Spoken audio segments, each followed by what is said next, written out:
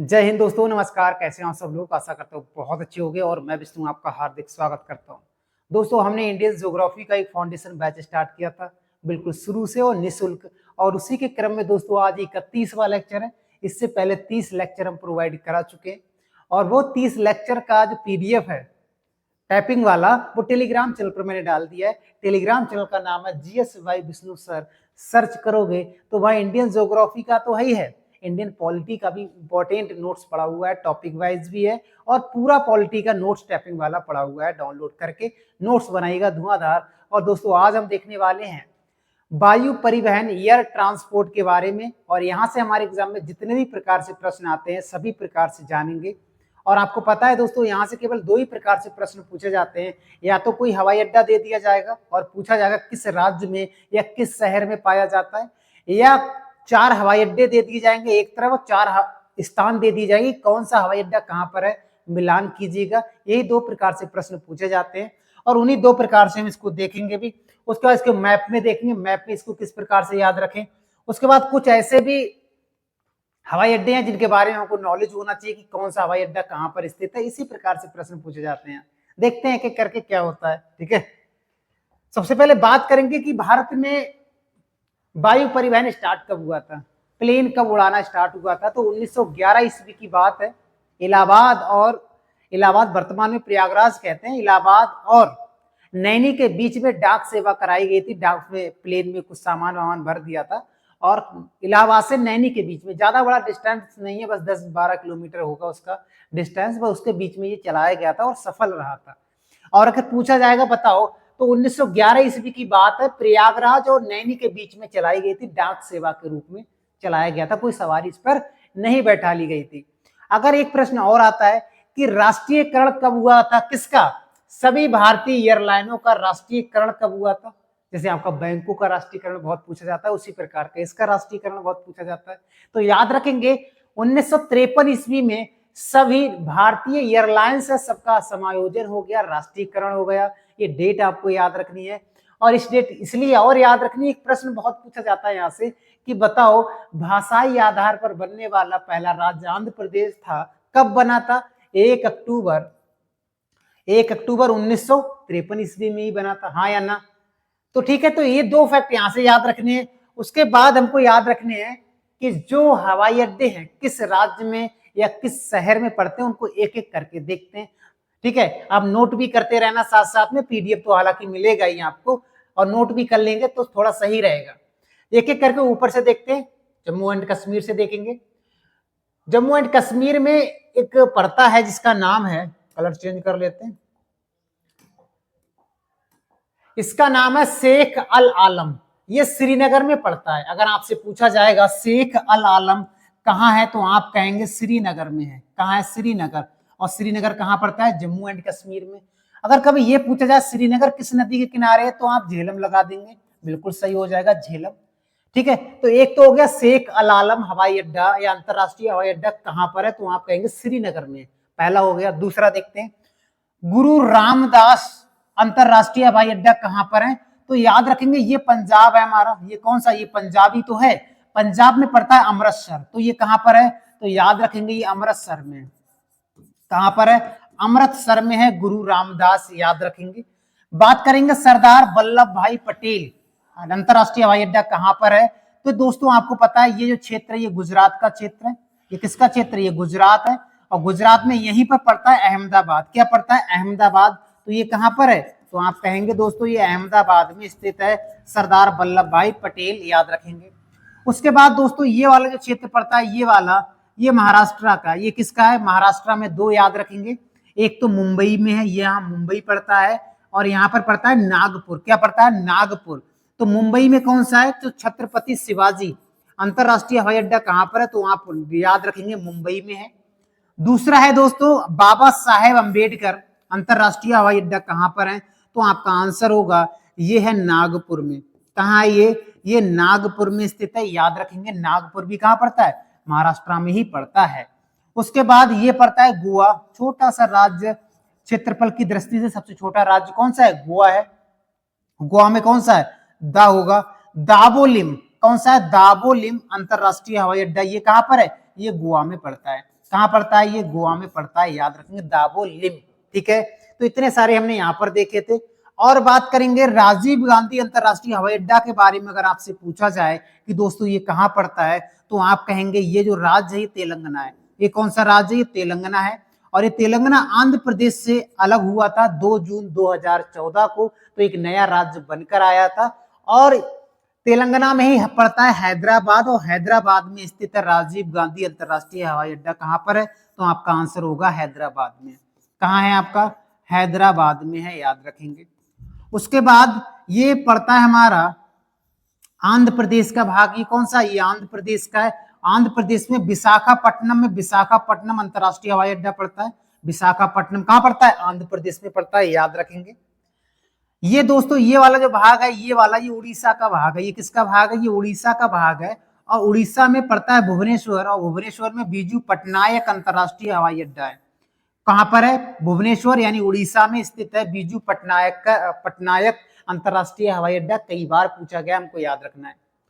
उसके बाद दोस्तों ये वाला जो राज्य है, ये वाला, ये है वेस्ट बंगाल। ये कौन सा है? ये वेस्ट बंगाल है। और वेस्ट बंगाल की राजधानी है कोलकाता, और कोलकाता में स्थित है नेताजी सुभाष चंद्र अंतरराष्ट्रीय हवाई अड्डा। प्रश्न आएगा कहाँ है?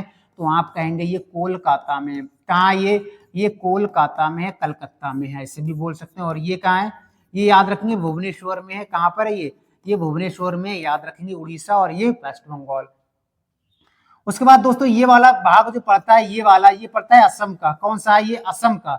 असम में पड़ता है। असम में एक फेवरेट जगह है, या फेवरेट एक शहर है जिसका नाम है गुवाहाटी। क्या है? गुवाहाटी। तो गुवाहाटी में एक अंतरराष्ट्रीय हवाई अड्डा है जिसका नाम है गोपीनाथ बारदोली अंतरराष्ट्रीय हवाई अड्डा। कहाँ है? तो आप क्या बताएंगे? क्या बताएंगे? वही जो लिखा हुआ है गुवाहाटी, याद रखेंगे। उसके बाद में यहाँ पर ये जो वेस्ट बंगाल का क्षेत्र है, यहाँ पर वेस्ट बंगाल है, यहाँ पर याद रखेंगे वेस्ट बंगाल का क्षेत्र है सिलीगुड़ी। सिलीगुड़ी में याद रखेंगे, सिलीगुड़ी में एक अंतरराष्ट्रीय हवाई अड्डा है। और सिलीगुड़ी कहाँ पड़ता है?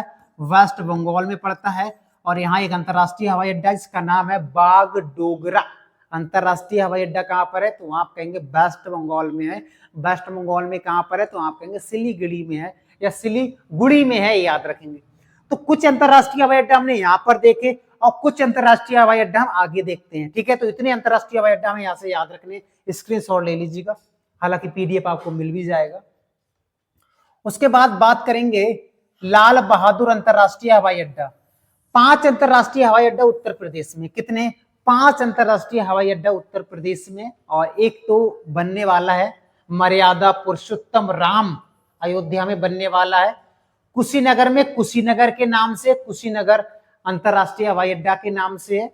नोएडा में है जेवर हवाई अड्डा। कौन सा है? जेवर हवाई अड्डा है। कहां पर है? नोएडा में है। चौधरी चरण सिंह अंतरराष्ट्रीय हवाई अड्डा कहां पर है? तो आप कहेंगे ये है लखनऊ, उत्तर प्रदेश की राजधानी है।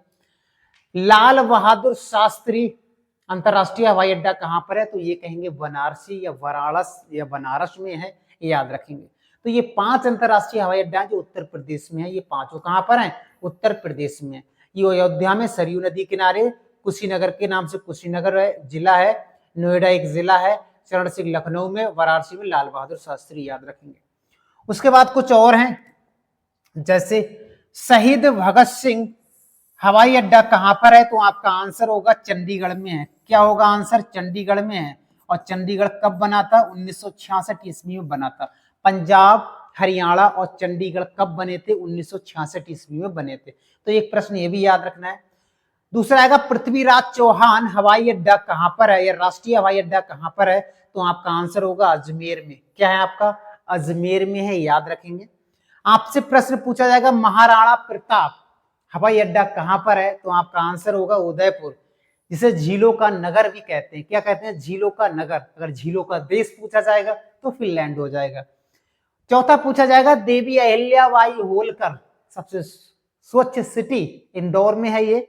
देवी अहिल्याबाई होलकर अंतरराष्ट्रीय हवाई अड्डा कहां है? इंदौर में है। राजा भोज हवाई अड्डा कहां पर है? तो भोपाल में है, मध्य प्रदेश की राजधानी, याद रखेंगे। एक है और बिरसा मुंडा हवाई अड्डा कहां पर है? तो आप कहेंगे रांची में है। और रांची किसकी राजधानी, तो आप कहेंगे झारखंड की राजधानी है। ठीक है। एक है स्वामी विवेकानंद हवाई अड्डा, कहां पर है, तो आप कहेंगे रायपुर, और रायपुर कहां पड़ता है, छत्तीसगढ़ में। कहां पड़ता है, छत्तीसगढ़ में, याद रखेंगे। नंबर 8 पे हम देखेंगे कैंपेगौड़ा। कैंपेगौड़ा अंतरराष्ट्रीय हवाई अड्डा कहां पर है, तो कर्नाटक में। कर्नाटक का जो कैपिटल है बेंगलोर, वहीं पड़ता है। कौन सा, कैंपेगौड़ा। ठीक है।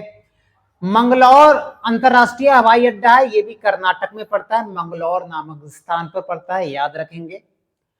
केरल में कौन कौन से अंतरराष्ट्रीय हवाई अड्डे पड़ते हैं, और कुछ राष्ट्रीय हवाई अड्डे भी हैं, उनके नाम हमको याद रखने हैं। जैसे कोच्चि अंतरराष्ट्रीय हवाई अड्डा है, कौन सा, कोच्चि है। कन्नूर है, कालीकट है, कोझिकोड भी मिलता है इसके स्थान पर। त्रिवेंद्रम है, कौन सा, त्रिवेंद्रम है।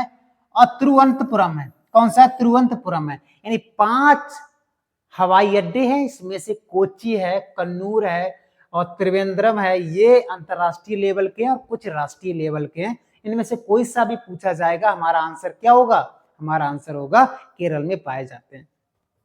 अब आप कहोगे दोस्तों केरल का है, तो ये वाला जो भाग देख पा रहे हैं दोस्तों, ये है केरल का। ये किसका भाग है, ये केरल का भाग है।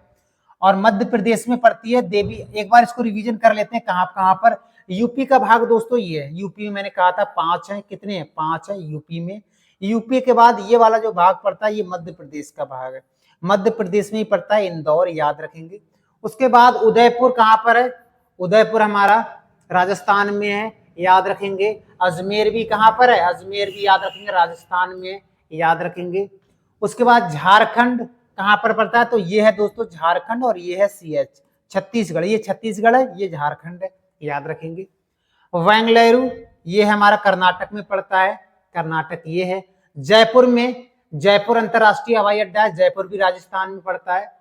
चेन्नई में, चेन्नई अंतरराष्ट्रीय हवाई अड्डा है, चेन्नई पड़ता है आपका तमिलनाडु में। कहां पड़ता है, तमिलनाडु में, याद रखेंगे। कोयम्बटूर अंतरराष्ट्रीय हवाई अड्डा कोयम्बटूर में ही है, कोयम्बटूर कहां पड़ता है, ये भी तमिलनाडु में पड़ता है, ये भी कहां पड़ता है, तमिलनाडु में पड़ता है, यहाँ पर, याद रखेंगे। और कोयम्बटूर में गन्ना प्रजनन केंद्र भी स्थित है, ये भी याद रखेंगे। 15वें स्थान पर है तिरुचिरापल्ली अंतरराष्ट्रीय हवाई अड्डा, कहां है, तो आपका आंसर होगा ये भी तमिलनाडु में है। जॉली ग्रांट, जॉली ग्रांट हवाई अड्डा कहां पर है, तो देहरादून में, कई बार पूछा गया है। एक है कुशोक बाकुला रिम्पोची, कुशोक बाकुला रिम्पोची कहां पर है, तो लेह में पड़ता है।